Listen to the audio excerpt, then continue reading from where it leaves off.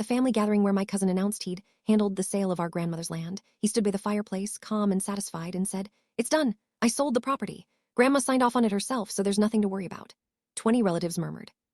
And I stood up and said, "That's interesting, Anton, because on the date you say Grandma signed the sale, she was in the hospital, unable to hold a pen or recognize her own children. So I'd like to know whose hand actually signed her name. Let me back up.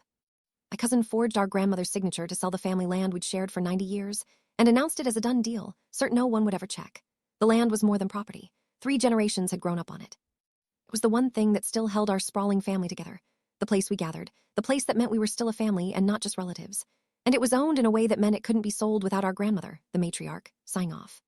Grandma was old now and failing in and out of the hospital, her mind slipping. And my cousin Anton, who'd always seen the land as money the rest of us were sitting on, saw his window.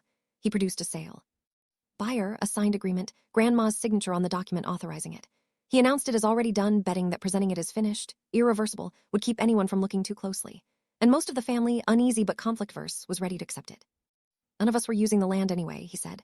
The money would be split fairly, he said. But I knew something Anton had been too careless to check, because I was the one who visited Grandma in the hospital. Kept track of her days, her decline, the dates she was lucid and the dates she was gone.